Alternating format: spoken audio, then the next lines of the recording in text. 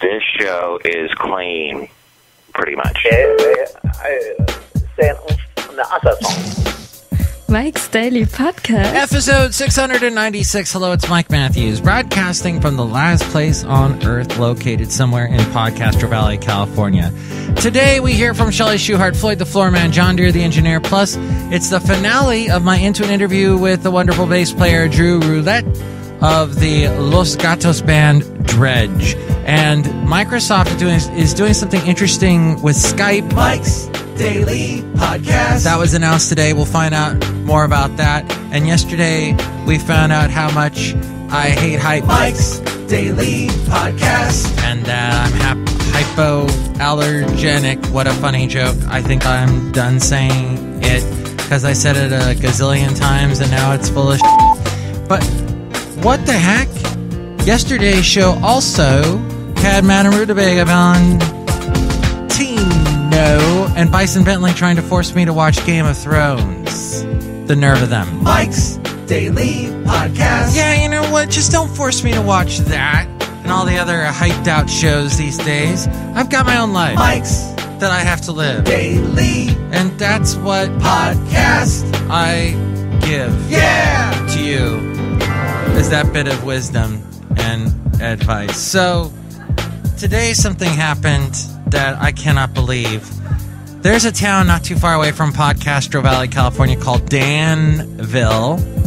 But from this point forward, I will be referring to it as Damville because damn, so much crap goes on in Damville. I've talked about it before. In fact, I even did a cartoon, a drawing, depicting how when I go to Damville and I'm walking Basil the Boxer, people look at me like I am the most foulest of stench of I am just beyond below dirt and feces. They just look down at me. So much so. So, a lot of rich people live in Danville. And I will say this about Danville. Today I went there. And yes, there are some nice people. And I am overgeneralizing. But today I will say this, and I will overgeneralize, because I have taken a communications course and studies and doing surveys. And so I did an informal survey. What I did was I kept count of all of the hottest women I have ever seen. I kept count of those. So when I went to Danville, as soon as I just kept count. And within an hour, I saw 42 hot women of all ages. Just unbelievable. Like if these women walked on any other part of the planet, people would be like, damn, girl. So that was in Danville. And then I had this interesting thing happen. So I parked in this parking lot, and I walked Basil to another location, a restaurant that was not in that parking lot. When I returned to my car, I have this piece of paper on my dashboard. And it says the following: Danville Square violation notice. And it's got the name of my vehicle, the type of car I drive, my license plate number. And it says 1 p.m. By the way, I had just arrived at 1 p.m., so they must have just put this on as soon as I left. And it says, you are being notified for the following reasons. And it lists like a bunch of reasons. They checked this one. It says, not a public parking. That's bad English right there. It's not, you don't say not a public, you say not public parking or not for public parking. You just don't say not a, that would be not a public parking spot. Not saying not a public parking. So, then it checks down below vehicle that are, and it should be vehicles. Basically what I'm saying here is this person doesn't know English very well, and, well, you can draw your own conclusion. Vehicle that are in violation may be subject to towing at owner's expense. Please observe all parking regulations. Okay, the sign there says you can park in that parking lot for up to 2 hours. And then it writes here, new restaurant. So somebody that works for New Restaurant gave me this piece of paper. Can you believe that? Unbelievable. Oh, here are the other things that were not checked, but could have been checked. Possibly if this was on your car, maybe these would have been checked. Parking past posted time frame, 1 hour limit while shopping. I believe it's 2 hours. Parking past posted time frame, 20-minute limit while shopping. What? What kind of Gestapo? No high school parking. There is a high school close by. No overnight parking. Parking in handicap space. Well, if I'm parking in a handicap space, I'm going to get a much bigger thing than a stupid piece of paper that's a veiled threat. So veiled, in fact, you can barely see. At first, I thought this was a coupon for a pizza place. It says, also the other things that could have been checked was parking in 2 spaces or parking in reserved space. Okay, well, I'm not that stupid. But not a public parking. Oh, damn, Bill. Look who just walked in. Hello, my name is Chely Shoehart, the gift shop supervisor. Oh my gosh, you're steaming. I am. I'm so steaming about this, Chely. It just, people need to get lives. I have never witnessed this anywhere in the world, anywhere in California, except for the Bay Area. There is a type of rule. What am I trying to say? It's like martial law sometimes here is what I'm trying to say. People blow things way out of... They're heavy-handed. Witness the trial that I went through and having to get a $286 ticket for having my dog off leash when as I've said on this podcast before, I had multiple reasons why I did not deserve that ticket. In fact, I defended myself in court, and to a certain extent, the judge agreed with me. The heavy-handedness of stupid little rules in the Bay Area is ridiculous. In fact, we got an election coming up. I'm going to do what I can. I'm going to call up the campaign headquarters and give them scenarios saying, would your campaign endorse putting a stupid slip of paper saying not a public parking on my car? Would they endorse that? Would they endorse giving a ticket to me because my dog was off leash, even though there are no signs nearby that say dogs have to be on leash? Would they? And if they answer that they would endorse that, I'll get mad and not vote for them. Mike Matthews, I don't like to see you angry. Sorry. Look who else just walked in. Hello, Mike. This is Floyd the Floorman. And this is John Deere, the engineer, Mike. Without rules, there is anarchy. Well, when there's an over amount, if there's ridiculous rules, then there's anarchy. If you have just rules for no particular sake as to because, they're stupid, then that's anarchy. Right, John Deere? Yeah, okay, whatever. I'm glad we agree. Who wrote this script today? You did, Mike. I did? Huh.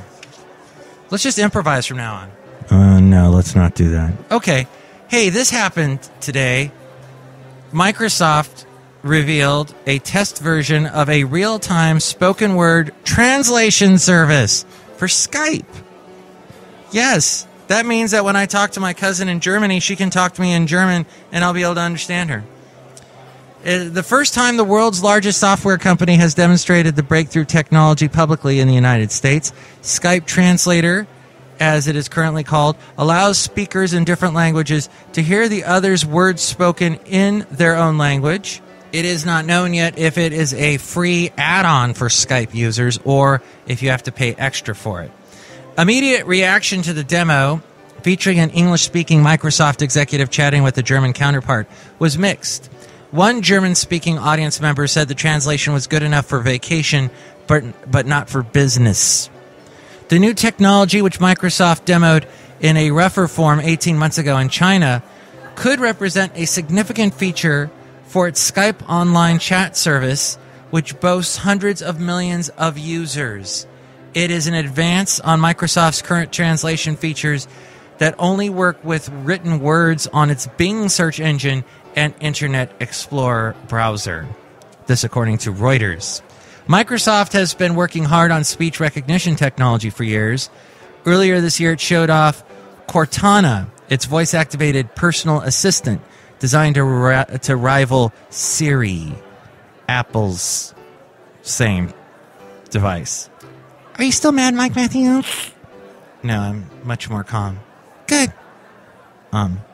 So what do you think about this? Does this make you angry? Does Damnville make you angry, these stupid rules? Do you have crazy, over-the-top, ham-fisted, heavy-handed rules where you live? Email me, MIKEs-DAILY-PODCAST@gmail.com. Oh, and tell me what you think of the Skype thing. Is that pretty cool? We read your comments on the section emails from email. Also email me there if you'd like to be a guest on the show or if you'd like to sponsor the show. MIKES-DAILY-PODCAST@gmail.com. There's also the website, MIKES-DAILY-PODCAST.com. It's got some cool things on it, including iTunes, an iTunes link to where to listen to us in iTunes. Subscribe to the show in iTunes. And you can comment and rate the show, and that helps more people find out about us if you do that. There's also links to where to find us on Facebook. Like the Facebook page, and when I post a new show, share it with your friends so more people find out about us. There's also links to where to find us on Twitter, Tumblr, Yelp, Mixcloud, Spreaker, Stitcher, SoundCloud, YouTube. There's the Amazon deal of the day. Click on that and buy something, and you'll get a great discount on whatever it is they got, and then it helps out the show. And what else we got on MIKES-DAILY-PODCAST.com? Mike's Daily Podcast Radio. And that's about it. Oh, the blog and the daily podcast picture, too. All at MIKES-DAILY-PODCAST.com. Into an interview. I'm talking to DREW Roulette. Or I guess in French it'd be DREW Roulette. And he's from the band DREDG. An awesome band from Los Gatos, California. That's Spanish for the cats. Are there any cats in Los Gatos? I've owned a couple of them. So that they exist there, and the name is true. Awesome. So where did the name DREDG come from? Well, we picked it a long time ago, and I think at the time we were influenced by some like new metal bands, maybe. So maybe it comes across as something like that. But we had a list of names that we were choosing from, and it came down to two.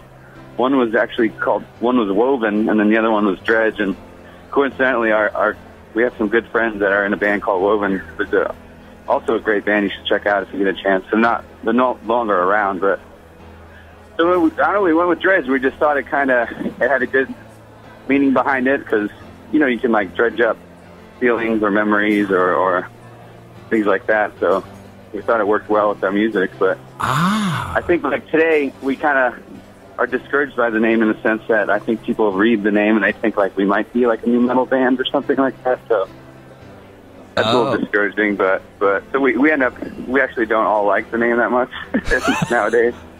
But whatever. But you've had it for 20 years. Yeah, well, we've had it for maybe 15. But I think with anything like the name, I think if a person enjoys the music, they kind of forget about the name. I mean, like take a name like Pink Floyd, for instance. I mean, what the heck does that mean? Yeah. So, and I think, I think our name has transcended, or our music has transcended the name in a sense, so that's all right.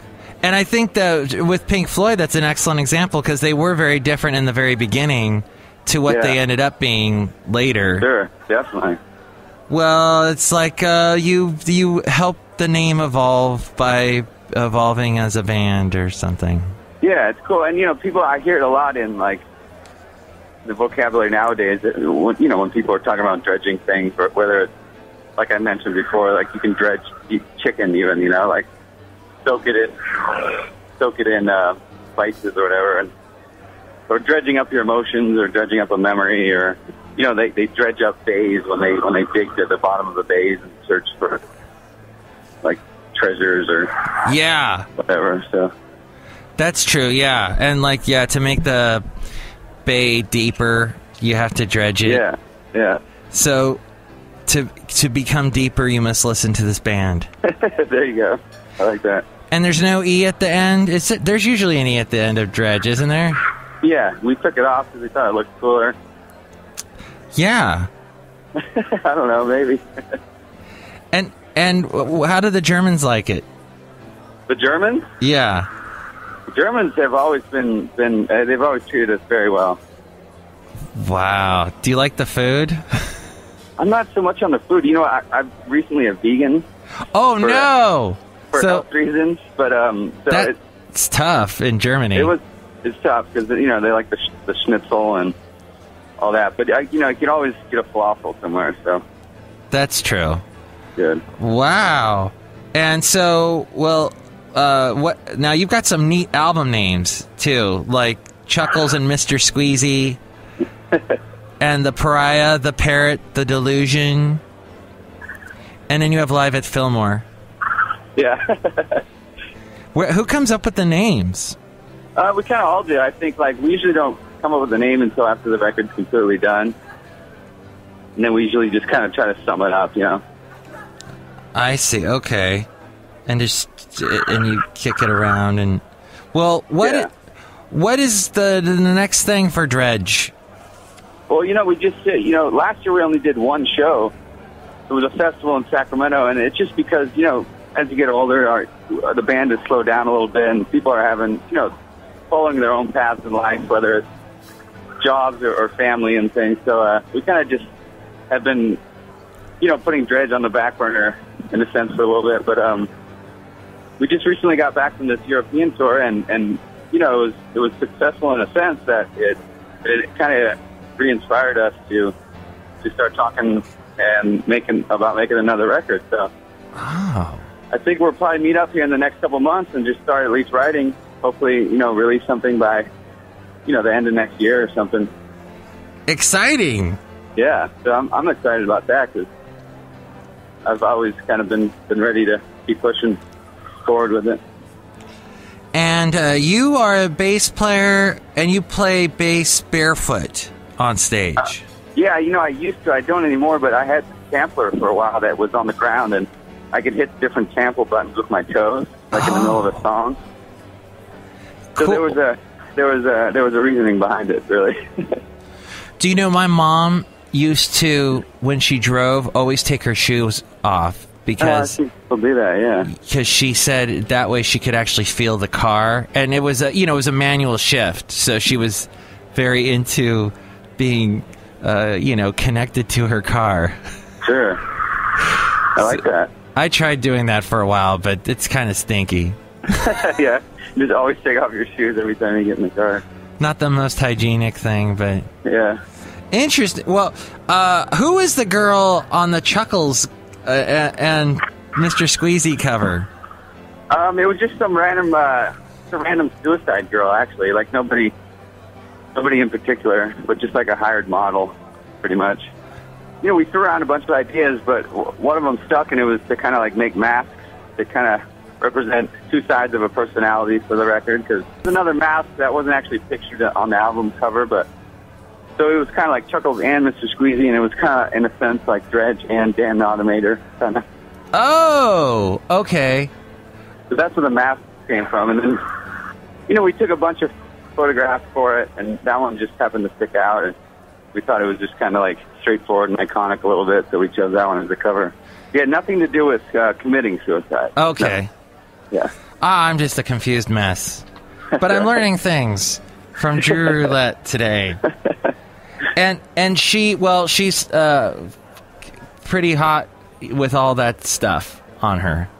Yeah, and regardless. she looked hot underneath, too, I guess. What?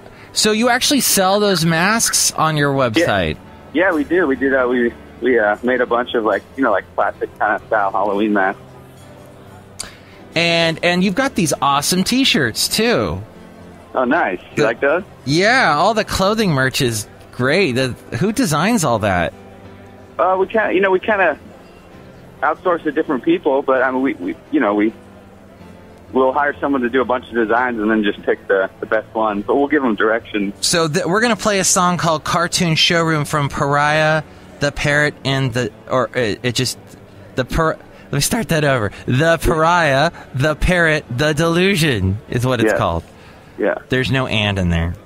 Well, I think it's Pariah, Parrot, and the Delusion. Oh, there is an and. I believe so. I could be wrong, though.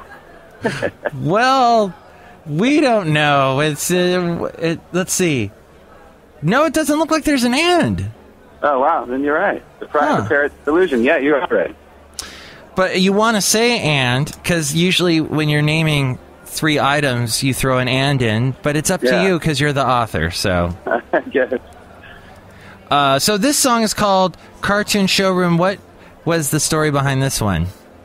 So that was one off our, Pariah record, which came out, I want to say like 5 years ago or somewhere around there. But it's just one that really stuck out to me. I just really like the melodies and like, kind of like, just, I don't know, just like some of the objects or the situations that Gavin kind of was creating with his lyrics.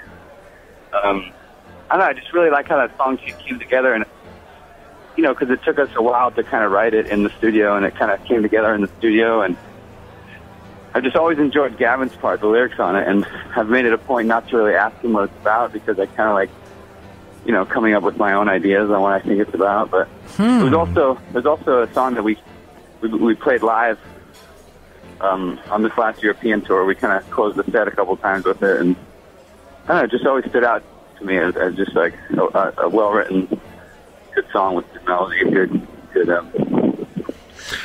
imagery. Well, you can find this album. It's for sale on DREDG.com, and that's Dredge without an E. And it's from the album Pariah, the Parrot, the Delusion. And then there's also other albums they have, like Chuckles and Mr. Squeezy and Live at the Fillmore. And it's DREW ROULETTE on bass and synths. You do synths too. Yeah, I do some synth work. Yeah. And Galvin Hayes is on vocals, Mark Engels on guitar, Dino Campanella on keys, and he does the drums. And these guys have known each other a long time, and it's awesome. Thanks. Dredge without an E. Here they are with Cartoon Showroom. Thanks for being on the show. Thanks, Mike. On Mike's Daily Podcast.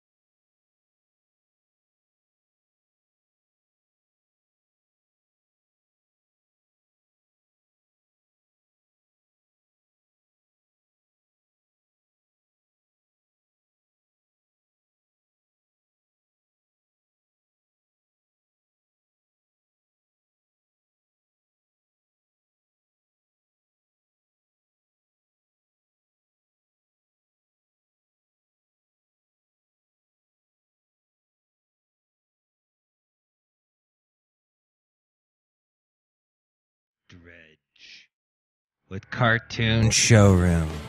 Awesome. As we go outside of the last place on earth where we bring you Mike's Daily Podcast, somewhere in Podcastro Valley, California. Thank you again to DREW Roulette for being on the show. Check them out at dredge.com. And here's today's podcast picture. Without the E. Don't forget it's DREDG without the E at the end. There's the first E, D-R-E-D-G. Okay, you get it. The picture is of Pacifica. A lot of P popping.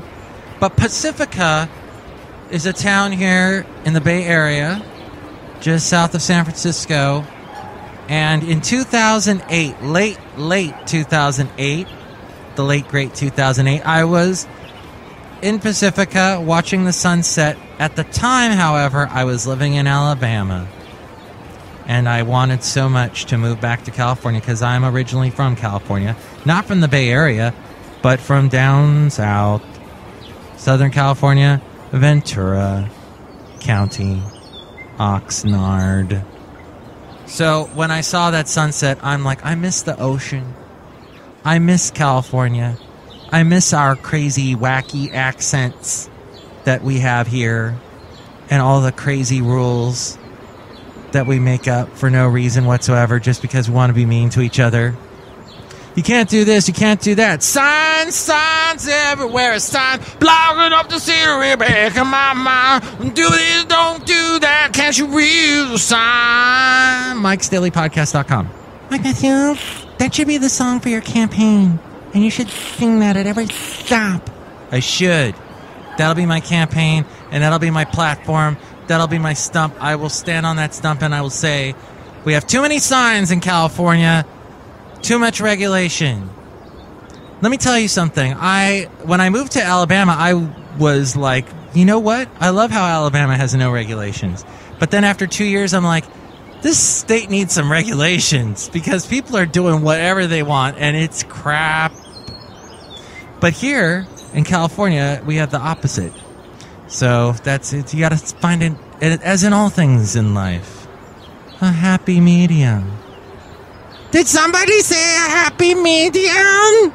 No, Madam Rutabaga, you were yesterday. Oh, you want me to leave? No, you can stay. The show's almost over anyway. Here's Chely Shoehart. Hello, Chely Shoehart! Oh my God, hello, Madam Rutabaga. You're like so beautiful and wise. Thank you.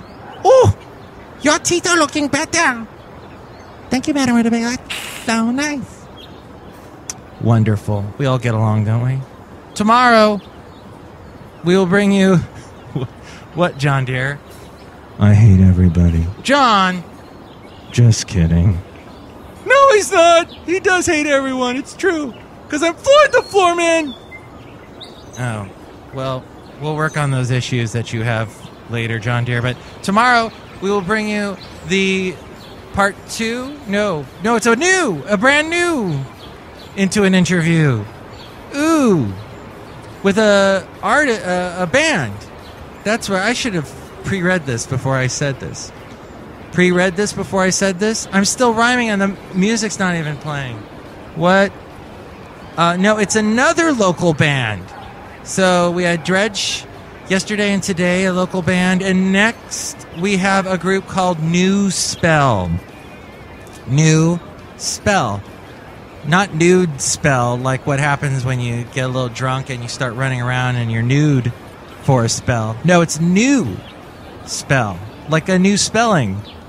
Or a witch comes up with a new spell to put on. I don't know. We'll find out why they're called that tomorrow. Plus, we'll hear from Benita, the Disgruntled Fiddle Player, and the Brewmaster. Mike's Daily Podcast is written and produced and performed by Mike Matthews. His podcast is super easy to find. Download or listen to his show and read his blog at MIKES-DAILY-PODCAST.com. Email Mike now at MIKES-DAILY-PODCAST@gmail.com. See you tomorrow. Bye! Do this, don't do that. Can't you read the sign?